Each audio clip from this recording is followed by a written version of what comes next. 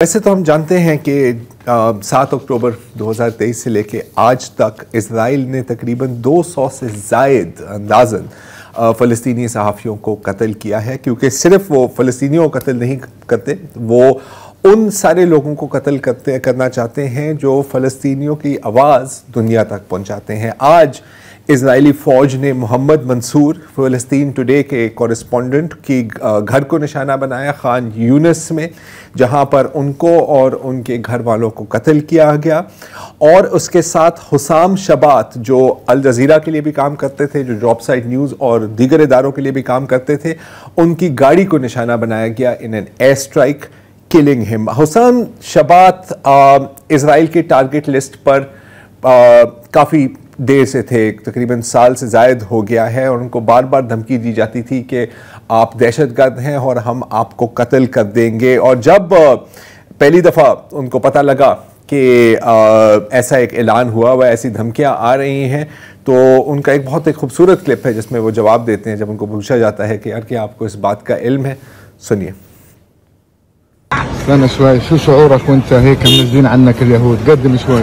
ولا يثنينا شيئا. الله عليك، الله عليك. مستمر بالحفظ والصون. وهينا بنصور يضربون. الله معك. يلا حبايبي. उनकी जो आखिरी इंस्टाग्राम स्टोरी है मौत से पहले, उसमें वो एक सवाल पूछ रहे हैं कि या मुत्तहिदा अरब अमीरात के लोग, या सऊदी अरब के लोग, उर्दन के लोग, मिस्र के लोग, आप लोग कहाँ हैं? तो आज मेरा ख्याल है इनके सवालात का जवाब इनको मिल गया है। इनकी उम्र सिर्फ 23 साल की थी, और एक तरह से हुसाम की ज़िंदगी फ़लस्तीन की ज़िंदगी है, क्योंकि जब वो 7 साल की उम्र में थे तो इजराइल ने हमला किया गज़ा पर, 1400 लोग वहाँ पर मारे गए। जब वो 10 साल की उम्र में थे तो एक बहुत बड़ा एयर असॉल्ट हुआ जिसमें वो बाल बचे। 11 साल की उम्र में एक और हमला होता है इजराइल से, ग्राउंड इन्वेजन, जिसमें तकरीबन 2500 फ़लस्तीनियों को कत्ल किया जाता है। 19 साल की उम्र में एक और मैसिव बॉम्बिंग कैंपेन, और जब वो 22 साल के हुए तो ये नस्ल कुशी शुरू हुई। आज मरने के वक्त पर उनकी उम्र सिर्फ 23 साल की थी। वैसे तो पिछले हफ्ते में तकरीबन 1000 फ़लस्तीनी कत्ल किए गए हैं। मैं हुसाम शबात की बात क्यों कर रहा हूँ, इसमें थोड़ी सी मेरे पर्सनल रीजंस भी हैं, क्योंकि अक्सर इस प्रोग्राम में उसकी क्लिप्स भी चलाई हैं, और अक्सर इस प्रोग्राम में जो मालूमात हम आपसे शेयर करते हैं वो हुसाम शबात की इंस्टाग्राम रील्स या ट्विटर अकाउंट या मुख्तलिफ कवरेजेस पर ही मबनी था। तो मुझे एक ऐसे लग रहा है कि जैसे कोई एक कॉलीग या कोई दोस्त या किसी साथी को कत्ल किया गया है। वैसे तो जैसे मैंने कहा 1000 से ज़ायद फ़लस्तीनियों को कत्ल किया गया है, और जो नासिर हस्पताल में जो बॉडीज़ लाई जा रही हैं उसमें हमें ये पता लग रहा है कि तकरीबन 40 से 50% सब बच्चे हैं, और उन बच्चों में जो तादाद है सबसे ज़्यादा अमवात की, उन बच्चों की उम्र 6 से 8 साल की है। अच्छा, अब इसकी एक वजह है, आप गेस कर सकते हैं इसकी वजह क्या है? 6 से 8 साल के बच्चे जी आप घर पे होंगे? नहीं, वो इसलिए क्योंकि ये वो उम्र होती है जिसमें आपके वालिदैन आपको बहुत आसानी से उठाकर भाग नहीं सकते। आपका थोड़ा वजन होता है, और वालिदैन भी आपको पता है कि भूखे मरे होते हैं, उनमें इतनी जान नहीं होती, और अगर आप खुद भागने की कोशिश करें तो आप इतनी तेजी से भाग नहीं सकते। इसीलिए क्योंकि कुछ ऐसी चीजें, ना बहुत छोटे हैं ना बहुत बड़े हैं, छोटे हैं ना बहुत बड़े हैं, you are just right to be targeted and killed. ये जो अदाद-ओ-शुमार मैं पेश कर रहा हूँ ये नासिर हस्पताल पे हैं, जो एक शायद आखिरी हस्पताल बचा है, वो भी हमें नहीं पता कब तक बचा है, क्योंकि आज उसके इमरजेंसी वार्ड को भी निशाना बनाया गया।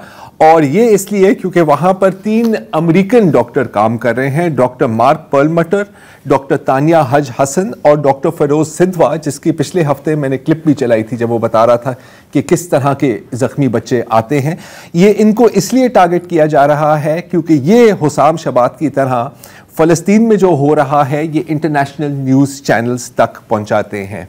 फ़लस्तीन में और क्या हो रहा है, हम देख रहे हैं एक पैटर्न कि हर रोज़ मगरिब से कुछ मिनट पहले जब लोग इफ्तार कर रहे होते हैं उस वक्त इजराइल का हमला होता है।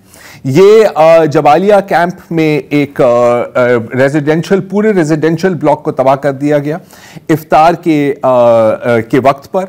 इफ्तार और सहरी, इफ्तार और सहरी, क्योंकि जिस वक्त लोग जाग रहे होंगे, जमा होंगे, एक उस वक्त उस वक्त टारगेट किया जाता है। और इसके नतीजे क्या हैं आप फ़लस्तीनियों की ज़बानी ही सुन लें।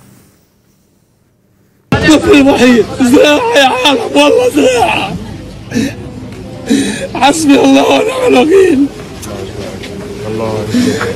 والله وحيد يا عاد كان قاعد بيلعب بالاولاد من بين الاولاد ربنا اختار والله من بين الاولاد ربنا اختار الحمد لله رب العالمين الحمد لله رب العالمين والامر وحيد يا عاد والله وحيد ما عندنا والله وحيد والله ما عندنا عمانه والله العظيم هذا عمري والله عمري زوجتي انولدت في 20/2 وابني انولد في 20/2 زوجتي استشهد في 19/3 وابني استشهد في 19/3 وديت زوجتي وابني عشان يعيشوا بامان عشان اضمن حياتهم ان شاء الله تكون كريمه بدينا حطيناهم في فيش فريش ورجعت انا تاني على حي الجنين نأمن البيت وشغلات ما نمت هناك صحيت على اتصال استهدفوا الخيمه اللي كانت فيها زوجتك وابنك واستشهدت زوجتك الحامل وابنك लेकिन इज़राइल की प्यास नहीं बुझी। इज़राइल के वज़ीर ख़ारजा काट्स का कहना है कि ये तो अभी सिर्फ शुरुआत है। תושבי עזה, זאת פניית הזרה האחרונה. הסינואר הראשון הרס את עזה, והסינואר השני יחריב אותה לחלוטין. תקיפת חיל האוויר נגד מחבלי החמאס הייתה רק הצעד הראשון. ההמשך יהיה קשה בהרבה, ואתם תשלמו את מלוא המחיר. בקרוב יתחיל שוב פינוי האוכלוסייה מאזורי הקרבות. אם לא ישוחררו כל החטופים הישראלים, והחמאס לא יסולק מעזה, ישראל תפעל בעוצמות שעוד לא הכרתם. קבלו את...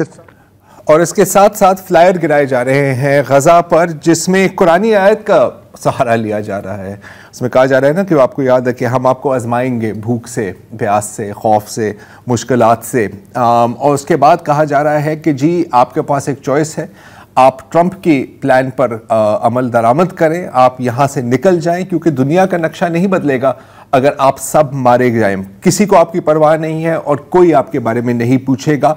आपको अकेला छोड़ दिया गया है। ईरान अपने आप को नहीं बचा सकता, वो आपको क्या बचाएगा। और आपके जो अरब ममालिक हैं वो हमारे इत्तेहादी हैं, वो हमें पैसे भी भेजते हैं, हथियार भी भेजते हैं और तेल भी भेजते हैं, और आपको सिर्फ कफन भेजते हैं। ये गेम ख़त्म होने वाली है और जो अपने आप को बचा सकता है अपने आप को बचा ले, क्योंकि हमारा वजूद आखिरत के दिन तक कायम रहेगा। और एक बार फिर गज़ा में लोगों को नकल मकानी पर मजबूर किया जा रहा है। और किस तरह नकल मकानी की जा रही है आप ये देखें। ये तो चले लाशों से आगे गुजर रहे हैं। ये जो खातून थी वो उनसे चला ही नहीं जा रहा। ये जो शख्स हैं ये भी अपनी स्टेज पे चल रहे हैं। ये एक बेचारे को घसीट के लिया जा रहा है क्योंकि ये अपने पैरों पर खड़े नहीं हो सकते। एक और वीडियो मैंने देखा है जिसमें एक शख्स खुद उसकी ये देखें, इसकी खुद इसकी टांगें नहीं चल रही और इसके पीछे ये जो थैला है इसके अंदर इसके कोई घर का सामान नहीं है, ये इसके भाई की लाश है। ये ढूंढ रहा है कि कहीं इसको मैं सुपुर्द दे, कोई दफनाने की जगह मिले, लेकिन ना वहाँ पर जिंदा लोगों को कोई पनाह मिलती है और ना ही मरने के बाद।